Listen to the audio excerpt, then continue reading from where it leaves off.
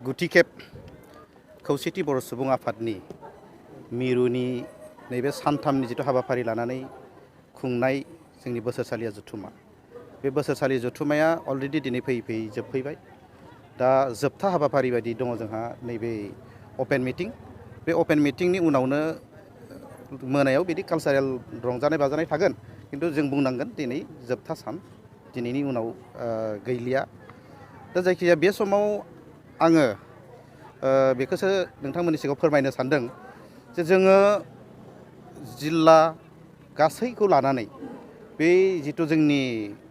खौसेथि बर' सुबुं आफादनि बे गुथि खेब जिथु बोसोरसालिया जथुमा, बे बोसोरसालि जथुमायाव जोङो बांसिनै नैबे मोनथाम बुस्थुखौ बिथा बानायनानै जों बा बिथा खालामनानै रायज्लायनाय जादों। बेनो जाहैबाय एजुकेसननि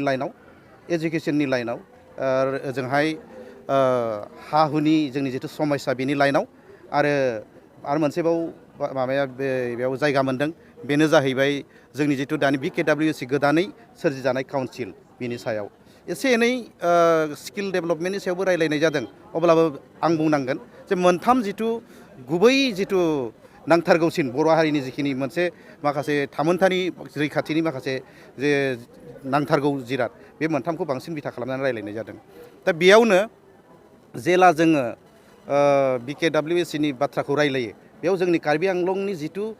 इसुनि बाथ्रा, कार्बि आंलंनि माखासे हा हुनि थासारिनि जिथु बाथ्रा, बेफोरबो गासैबो रायखांजाजोबदों। बेयाव आंजों दा कार्बि आंलंनि दैदेनगिरि बिथांमोनहा दङ।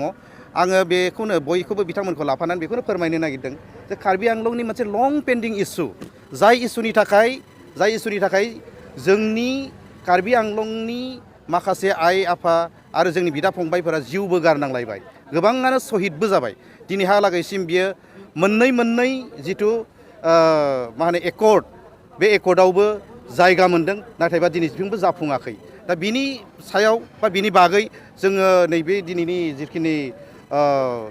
कनफारेन्स बा जिखिनि बे दानि मेल, बे मेलाव गोबां रायलायनाय जादों। जोंनि आफादगिरि बिथाङा गोबां माखासे बेबादिनो निउस खौराङाव बेबादिनो जोंनि नैबे कार्बि आंलंनि जिखिनि माखासे प्रब्लेमसफोर, बेखौ लानानै गोबाङावनो बुंदों। दा आरो जोङो आसा खालामदों नैबे साननैसोनि उनावनो मिरु एबसु आरो जोंनि मिरु खौसेथि बर' सुबुं आफाद, बे खैदिनाव जोङो साननैसोनि उनाव दिल्लीयाव निस्सय थांबावगोन। जोङो एसे माने खबरा खबरि जालायलायगासिनो दङ। बेयाव थांबा जोङो आरोबाव जोंनि कार्बि आंलंनि इस्युखौ लानानै गासैबो जोंनि हा हुनि जिथु समस्या, जोंनि जिखिनि मा होनो बेबादिनो एजुकेसन साइडनि समस्या, स्कुल माखासेयाव टिचार्सनि अभाबनि जिथु समस्या, बेबादिनो गोबां माखासे समस्याफोरखौ जोङो हजोंहाय थांनानैबो जोंनि सेन्ट्रेलनि माखासे मिनिस्टार्सफोरजों जों रायलायहैनो मोनसे खाबु लागासिनो दङ। आरो नैबे साननैसोआव निस्सय जोङो बेखौ जाफुंगोन होनना सानदों। बेनो जाहैबाय मिरु एबसु आरो जोंनि मिरु खौसेथि बर' सुबुं आफादजों। दा बे समाव आं बेखौबो खोन्थानो लुगैदों जे कार्बि आंलंनिफ्राय नैबे बिथांमोनहा, जिहेथु आंबो कार्बि आंलंनि, बिथांमोनहा माखासे मा होनो रेजलिउसन्स लाबोदों। नाम्बार वानावनो नैबेनो थाखाबाय, जाय बुस्थुखौ आं एसे आगोलावसो बुंदों, मोनसे लं पेन्डिं इस्यु, जाय इस्युनि थाखाय दहाय एसे आगोल बुंनाय बायदि जों गोबां सुबुङानो, जोंनि बिर जोहोलावफोरा जिउबो गारबाय, गोबाङानो जिनाहारिबो जाबाय। दा बे मोनसे इस्यु थाबाय नाम्बार वानाव। नाम्बार टुआव जाहैबाय बेनो जे जिहेथु कार्बि आंलंआ नैबे जोंनि जिथु BKWCनि आवथायाव गोलैया, बिनि बेन्दोङाव गोलैया, आरो एखे रोखोमैनो BTR बा BTCआवथ' गोलैखायानो। दा बेनिखायनो जोङो मोनसे बुस्थुखौ लुगैबाय थादों, जोङो रायजोफोरा जोंखौ जिहेतु बुंबाय थादों जे माबा मोनसे जोंनोबो अबेबा नङा अबेबा मोनसे खनानिफ्राय माबा मोनसे सुबिदा होनो हागोन नामा। दा बेखौनो जों बुंदों, जुदि सिस्टेमा थिनोब्ला, इफ देयार इज फिजिबिलिटि, जुदि सिस्टेमा थिनोब्ला जोंखौबो मोनफ्रोमबो समाव, मोनफ्रोमबो खेबावनो सासे नङा सासे नमिनेटेड बेबायदि मा होनो GM बा EM बायदि लालांनो हायो नामा। जेरै जोङो दा मोननानै दङ, जों बिराद गोजोननाय मोनदों। जों दानि जिखिनि BKWC सामलायगिरि बिथांमोन बा जोंनि गासै आफादनि दैदेनगिरिफोरखौ जोङो थेंक्स होनांगोन। जोंनि गेजेरनिफ्राय दाबो दङ सासे कार्बि आंलंनिफ्राय, बेनो जाहैबाय अनिल बसुमतारी गेदेमाया दिनै एजुकेसननि EM जानानै दङ। दा बेबादिनो जोङो उनहालागैबो, उननि पर्जाफोरावबो सिस्टेमनि गेजेरजों जों माबा मोनसे बानायनानै लानो हायो नामा, जे उनहालागैबो बेनि गले गले मोनफ्रोमबो खेबाव जे जोंनिफ्राय थानाय। आरो बेखौ जों ओरैनो बुङाखै, बे जिनिसा जायोब्ला जों जिहेतु बाहेरानि बर'फोर बायजोनि बर'फोरा खौसेथि थानांगौब्ला जोङो गासैबो इक'नमिकेलि कालचार गासैबो बे लाइनावबो थानांगोन नङाबा गाबोन समफोर बुंगोन कार्बि आंलंनि माखासे दैदेनगिरि बा कार्बि आंलंनि माखासे आइ आफाफोरा जोंखौ सोंगोन जे जोङो BKWSC दङ BTRआवबो जों जेबो मोना जोंनोबो माबा मोनसे मोनहोनाय राहा खालाम नङाबा जोंहालाय बे संगठनाव बा बे माखासे BKWSCखौ बाख्नायनायाव माबा बुंफानायाव मदद होनायाव जोंहालाय मा लाब दं जाहाथे बेखिनिया बुंलायलायनो हाया बुंनो मोना जों बेखौ लुगैगोन माबा मोनसे नङा माबा मोनसे वेजों जोंनो जेरै जों बे रेजलिउसनाव दङ बिथांमोना आंनो दिन्थिदों रेजलिउसनाव दङ बेनो जे जिहेतु गोजाननिफ्राय मालाबा फैनानै कार्बि आंलंआव MP MLA बर'फोरनिनो गिदिर दैदेनगिरि बिथांमोनहा रेस्ट लाफैयो दा बिनिखायनो जों लुगैदों कार्बि आंलंआव मोनसे आलासि जिरायग्रा मोनसे गेस्ट हाउस बेखौ गोबां खेब ओरैनो इनफर्मेलि रायलायनाय जाबाय थादों आरो बे बुस्थुखौबो जोङो दिनै फर्मेलि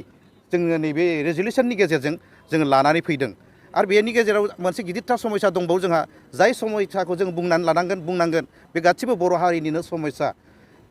50% ट्राइबेल कमिउनिटिस 50% ट्राइबेल बा बर'फोरानो दिनैहालागैसिम